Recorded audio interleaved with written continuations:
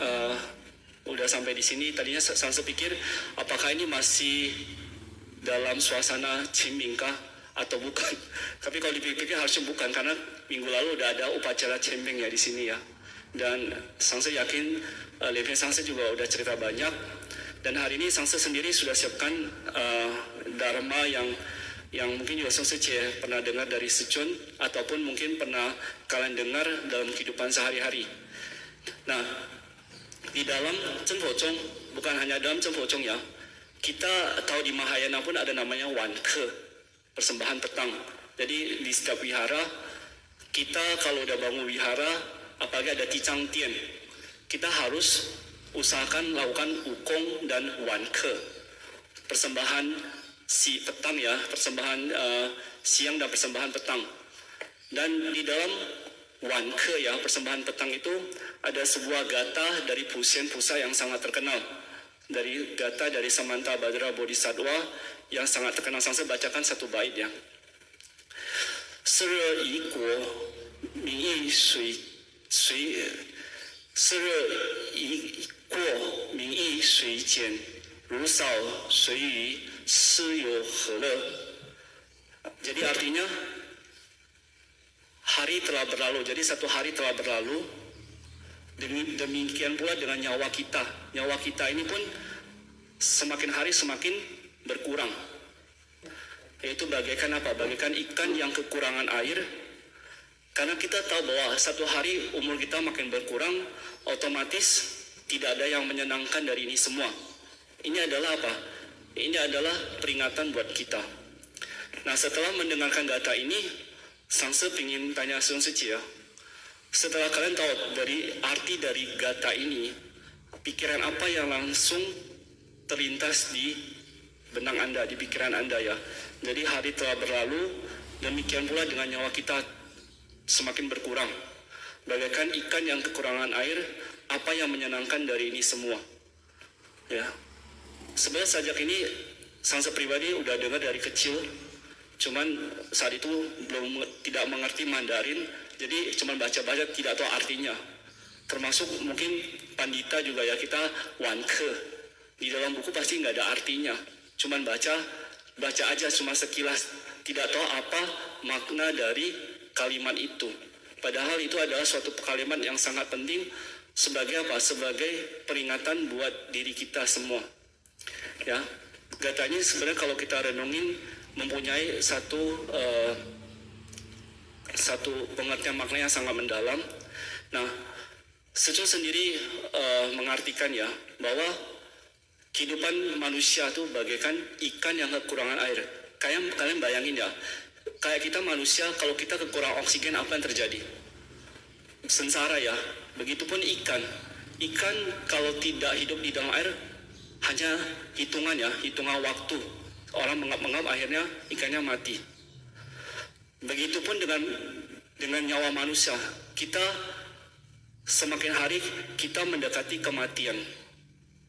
Apabila kita ya punya kebiasaan sering mengundur, masih besok, ada hari besok. Pada akhirnya apa? Kita akan menyesal pada saat menjelang ajal. Nah, ini adalah pengertian yang disampaikan oleh Maha Guru. Hanya supaya Sun Suci bisa lebih mengerti arti dari kalimat tadi.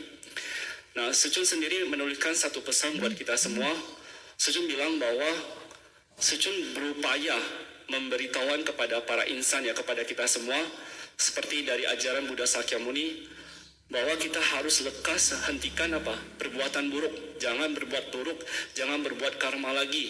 Dan kita harus tekun perbanyak berbuat kebajikan. Ini adalah pesan dari Buddha Sakyamuni, dan juga Sichun berusaha mengingatkan kepada kita semua. Kita semua orang yang menekuni Buddha Dharma, termasuk para biksu, para pandita, ataupun upasaka-upasika Sun Suci semua. Kita sendiri, karena kita semua adalah umat agama Buddha, kita umat Buddha, kita harus menekunin, kita harus memahamin apa yang disampaikan oleh Buddha Sakyamuni kepada diri kita. Kita harus dalam kehidupan sehari-hari kita senantiasa harus menghindari yang namanya berpikiran buruk. kita harus seringkali mengawasin ataupun mengamati diri kita sendiri. Nah, belakangan kalau Suci yang sering dengar ceramah dari Mahaguru setiap minggu, Secun menjelaskan tentang Cingkangcing ya, Sutra Vajra.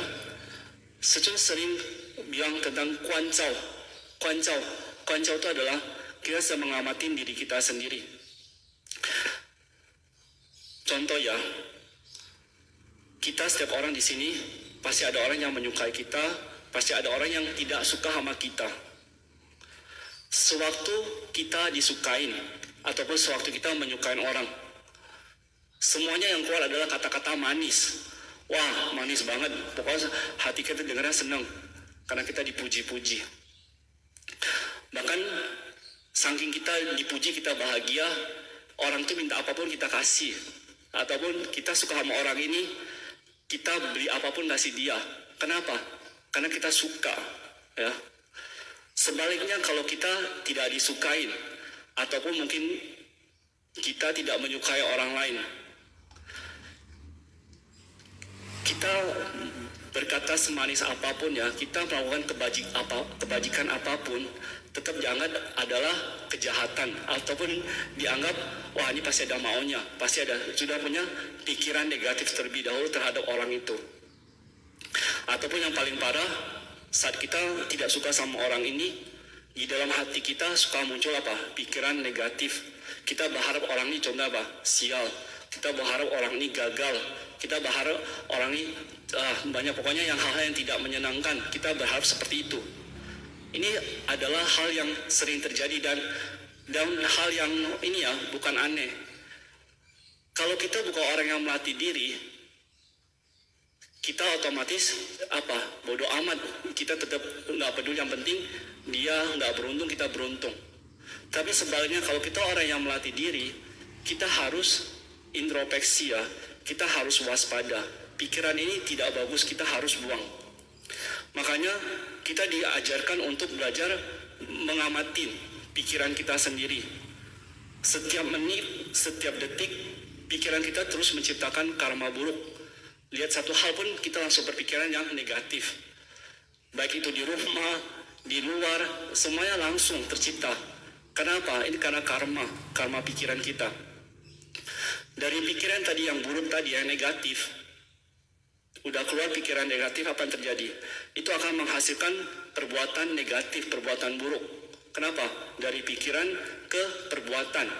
Dari pikiran terus kemana? Ke ucapan. Kenapa? Contoh nih, di pikiran saya nggak suka sama si A. Saya lihat dia pergi marah, saya nggak suka. Apa yang terjadi? Lihat dia, saya pengen marah, pengen maki-maki dia. Itu ada dari pikiran menjadi ucapan buruk. Ataupun dari pikiran menghasilkan perbuatan apa? Lihat dia nggak suka, saya pengen tabok dia. Itu ya suatu hal yang tidak boleh kita lakukan. Kalau kita seorang yang melatih Buddha Dharma, kita yakin dengan Buddha Dharma, kita harus mulai mengamati apakah ini benar atau tidak. Karena kalau kita terus pupuk dan kita tidak buang, ini akan menjadi suatu karma dan racun di dalam diri kita. Ada orang yang bertanya kepada Mahaguru, apa yang menyebabkan timbulnya kedengkian di dalam hati kita? Mengapa kita menjadi gampang benci sama orang, tidak suka sama orang ini? Secun menjawab, seorang yang memiliki kedengkian itu terjadi atau muncul kedengkian itu dikarenakan dirinya, pelatihan dirinya belum optimal, belum mencapai keberhasilan, belum sepenuhnya melatih diri sampai dia tadi mengerti tentang memahami jati dirinya sendiri. Dan mengapa adanya kedengkian tersebut?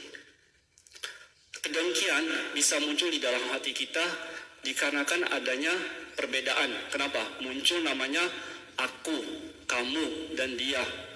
Sehingga dari membedakan ya, sifat membedakan aku, kamu, dan dia, itu akan muncul berbagai macam kilesa. Kilesa apa? Yaitu kilesa tadi, karena dari membeda-bedakan ini akan muncul keserakahan, kebencian, dan kebodohan. Nah, hal yang harus kita lakukan dan harus kita renungkan supaya kita bisa menghilangkan rasa kedengkian ini bagaimana? Jadi ya, ini adalah ajaran dari Secun ya, Sangse ambil, saya kasih tahu kalian semua. Jadi Sucun bilang, kalau kita dalam kehidupan sehari-hari ada orang yang tidak suka sama kita, atau orang ini sering menghalangi kita, menyebabkan kita atau membuli kita, pokoknya segala hal yang tidak kita sukain. Kita harus berpikir ya, bahwa orang tersebut hadir untuk melatih kesabaran kita, santi paramita. Kita tidak perlu dengki atau balas dendam kepada dia. Kenapa? Sebaliknya kita justru harus berterima kasih kepada orang tersebut, karena dia telah membantu Anda, ataupun telah mendidik Anda, ataupun telah menggembleng Anda, sehingga kita lebih cepat mencapai keberhasilan. Keberhasilan apa? Yaitu kita bisa menjadi lebih bersabar. Kita melatih sampai suatu hari kita mencapai suatu kondisi tiada aku, tiada kamu, dan tiada para insan. Nah, ini udah makin dalam ya. Ini suatu kondisi yang Sucun ada jelaskan di dalam Cingkang Cing Sutra Vajra.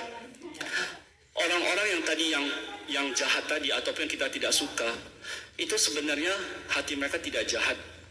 Itu semua dikarenakan hubungan jodoh dan karma, dikarenakan mereka itu adalah orang-orang yang pernah berjodoh dengan kita di kehidupan lampau. Mereka mungkin pernah jadi istri kita, pernah jadi anak kita, pernah jadi guru kita. Dan karena hubungan jodoh masa lampau itu, makanya mereka datang untuk menguji kita. Kita harus membalas budi ya, kita harus berterima kasih kepada orang-orang yang membenci kita dan tidak menyukai kita. Karena dengan demikian, pelatihan diri kita, shusing kita lebih cepat mencapai keberhasilan. Ini adalah yang diajarkan Mahaguru. Jadi sewaktu orang udah mulai cari masalah, atau kita tahu bahwa orang ini tidak suka sama kita jangan konfront ya, kita jangan malah sengaja cari masalah dengan itu. Kenapa? Kita cari waktu duduk introspeksi, kita meditasi, kita berusaha mengamatin semua hubungan sebab akibat antara diri kita dan orang tersebut. Pelan-pelan kita akan hati kita menjadi lebih damai. Kita jadi lebih gampang memaafkan orang. Kita jadi lebih mengerti bahwa ini semua adalah cuman sandiwara kehidupan.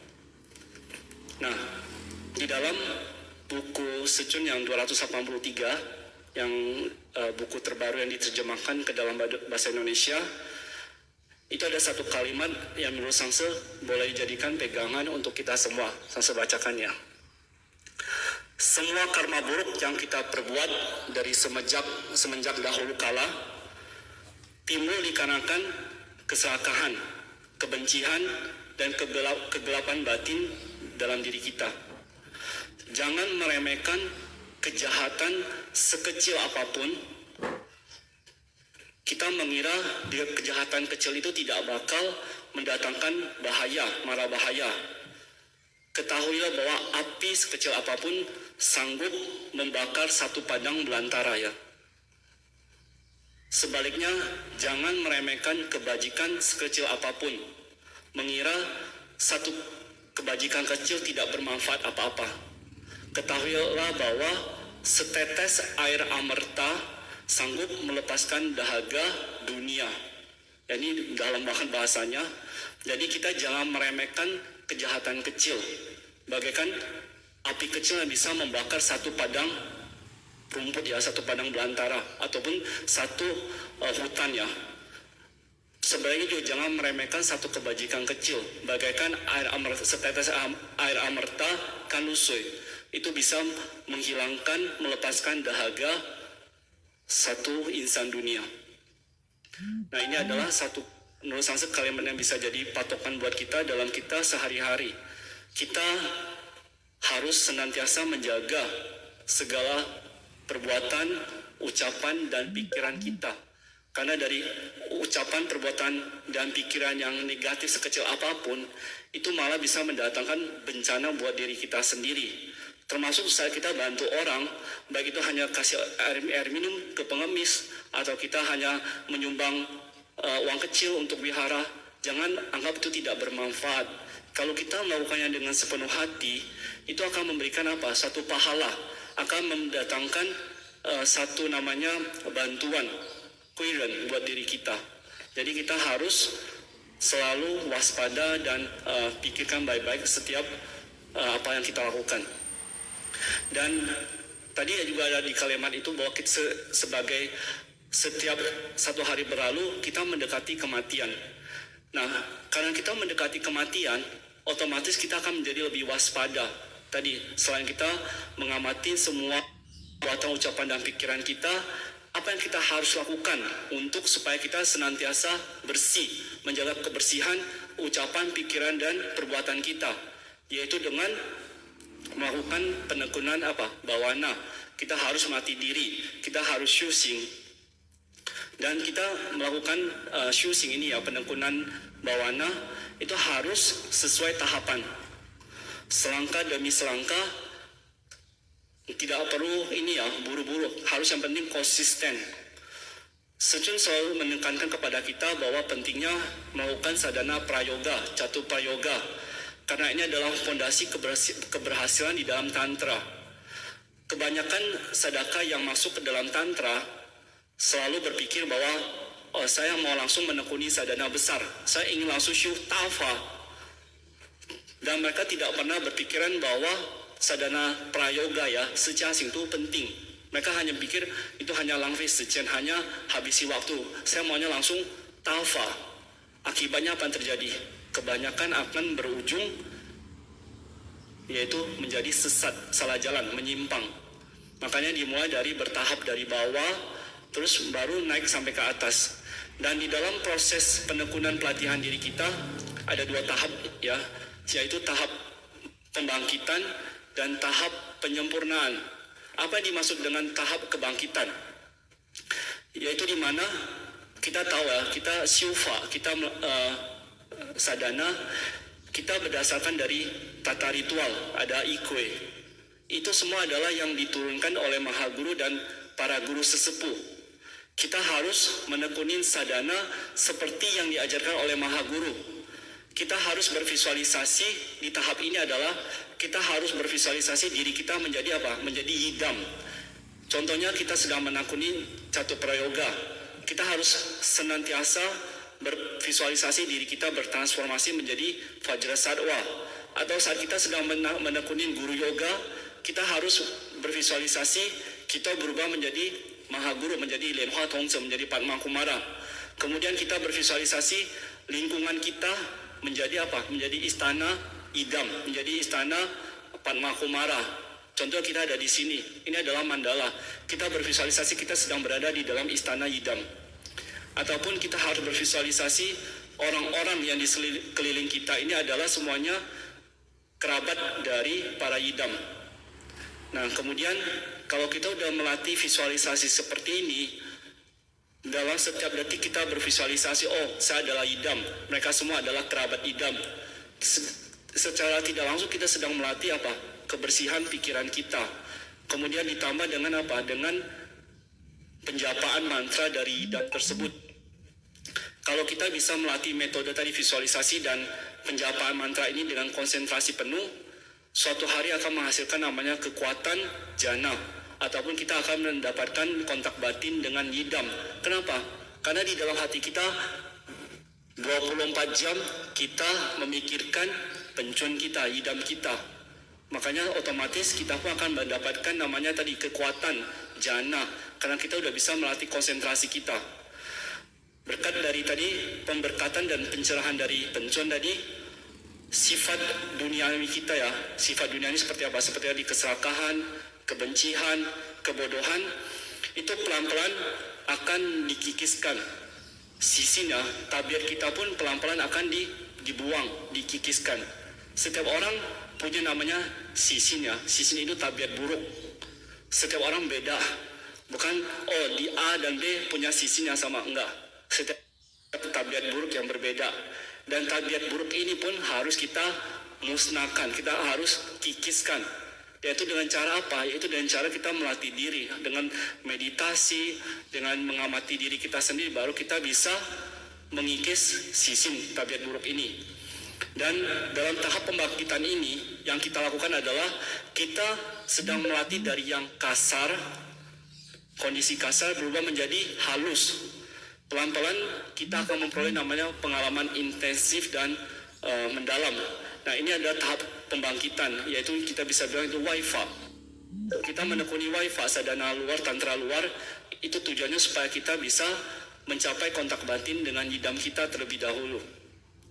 Dari tahap pembangkitan baru masuk ke tahap penyempurnaan. Apa ini maksud dengan tahap penyempurnaan? Jadi saat tahap pembangkitan kita telah memasuki tingkatan mendalam, dalam diri kita akan menghasilkan kekuatan, yaitu apa? Kekuatan dari olah prana, nadi dan bindu, qi, mai, ming, dian. Ya, jadi ada olah prana, nadi dan bindu. Dari olah nadi, prana dan bindu itu kita bisa membuka nadi kita, nadi tengah kita, cakra kita akan terbuka. Saat kita udah terbuka, kita akan menghasilkan cahaya. Kita dalam diri kita akan menghasilkan namanya cahaya. Maka kalau kita lihat fokusa, gambar fokusa ada lingkaran kan di atasnya. Itu cahaya itu berasal dari mana? Itu bukan ditambahkan ya supaya kelihatan gambarnya cantik ya. Itu adalah kekuatan cahaya yang muncul dari pelatihan diri kita. Dan kalau kita bisa mencapai suatu hari tadi ya, nadi, prana dan bindu kita udah berhasil kita olah, kita bisa mencapai keberhasilan dalam neva, sadhana internal tantra dalam kita. Ini adalah tahap penyempurnaan. Nah, yang paling penting dari kita melakukan penekunan Buddha Dharma ya, kita setiap hari kita syufa, atau kita setiap hari kita rajin baca mantra, melatih visualisasi dengan konsisten ya. Kita bilang konsisten itu tidak pernah putus, bukan hari ini kita syufa, besok tidak syufa. Dengan konsisten, pada suatu hari kita akan mencapai satu kondisi, yaitu di mana semua kotoran batin, semua kemelekatan ego kita akan hilang, akan lenyap. Saat kemelekatan ego kita sudah tidak ada, ataupun saat itu kotoran batin, kilesa kita sudah tidak ada, dan saat itu juga kita akan baru merasakan bahwa Buddha Dharma ini adalah suatu mutiara ya, mustika Dharma yang sangat bermanfaat buat diri kita ya. Saat ini kita tidak menyadarin. Kenapa? Karena kita nggak merasakan sesuatu. Tapi kalau kita dengan konsisten, kita menekunin, terus kita yakin dengan kekuatan Maha Guru kita, saat itu baru kita merasakan manfaat dari Buddha Dharma. Apa yang terjadi? Secara tidak langsung kita melihat ya, berkah kita makin bertambah, kebijaksanaan kita makin bertambah, tabiat buruk kita dikikiskan ya, keserakahan kita dibuang, kebencian kita hilang, kekotoran ya, kebodohan kita pun sudah hilang. Ini adalah hasil dari kita menekuni Buddha Dharma. Saat kita sudah mengerti esensi dari penekunan Buddha Dharma ini, dan kita mengetahui manfaat kita melatih diri, saat itu kita akan menyadari bahwa saat kita menjelang ajal, kita tidak akan pernah menyesali hidup kita. Kalau saat ini kita hanya masih ada hari besok, apa yang terjadi? Hari berlalu, kita hanya menghabiskan waktu kita. Kita tidak melatih diri, kita tidak menekuni Buddha Dharma. Saat udah menjelang ajal, kita baru nyesal. Tapi kalau dari hari ini kita, saya udah mengetahui manfaat kita menekuni Buddha Dharma. Kita hahau-shu, kita benar-benar banyak menekuni baca sutra, kita memahami Buddha Dharma. Saat itu, saat ajal akan datang, kita pun sudah tidak menyesalinya. Dan kita semakin yakin bahwa Buddha Dharma, ajaran yang diajarkan Maha Guru kita itu begitu luar biasa, begitu mulianya. Karena kita tahu ya bahwa Buddha Dharma, ajaran yang Zhenfo Mifa yang diajarkan oleh Secun kepada kita, selain bisa menyeberangkan diri kita sendiri ke pantai seberang. Jadi kita tahu ya, dalam Tantra kita bisa mencapai kebudahan dalam tubuh sekarang. Kita bisa Zhenfo, kita bisa terlahir di tanah suci. Kenapa? Dikarenakan kekuatan dari diri kita sendiri, ditambah kekuatan dari yidam. Nah, kita tahu selain bisa menyeberangkan diri kita sendiri, suatu hari Dharma ini, Buddha Dharma ini juga bisa membantu menyeberangkan orang-orang yang berjodoh dengan kita. Siapa yang orang-orang berjodoh itu? Mulai dari keluarga kita, teman kita, musuh kita, orang-orang yang tidak suka sama kita, kita pun bisa bantu seberangkan mereka semua. Karena saat kita udah bisa menyeberangkan, kita bantu orang, secara tidak langsung juga kita pun akan melatih satu kondisi apa? Kondisi tiada aku. Bahwa kita merasa bahwa semua orang yang di dunia ini semua adalah pernah berjodoh dengan kita. Kita tidak membeda-bedakan. Kita tahu bahwa mereka tidak suka sama kita karena jodoh di kehidupan masa lampau.